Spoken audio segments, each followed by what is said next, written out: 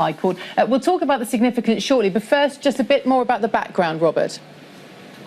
Yes, John Platt took his daughter out of school for a holiday, a family holiday in Florida in April 2014. And the upshot of that was he was fined by the local council on the Isle of Wight. He refused to pay the fine. It was doubled to £120, refused to do that, and was prosecuted for failing to obey the law, which requires people to take their children to school regularly.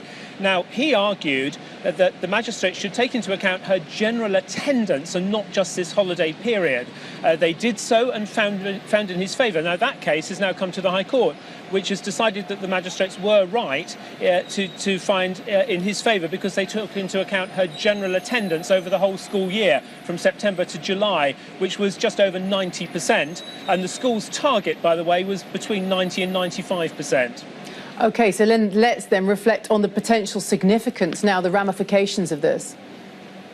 Well, the prosecution made clear that actually tens of thousands of parents are in this position of taking their children out of school every now and then. And it was the prosecution's point here in the High Court that actually even a single day's absence constituted a criminal offence. Now, the judge said that that was not reasonable. He found that the magistrates had been right, and it had been reasonable for them to take into account the wider attendance, and he said that therefore they come to the right conclusion and hadn't made a mistake in law.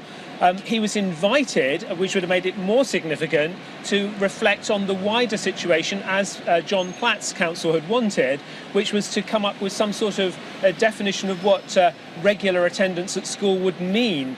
He didn't do that, and he said he simply drew attention to the fact that Mr. Platt had wanted to do it. But the upshot is that it will weaken the case for councils to fine parents automatically, and it throws that practice into question if their attendance is otherwise very good. Robert, thank you very much indeed. The International Monetary Fund has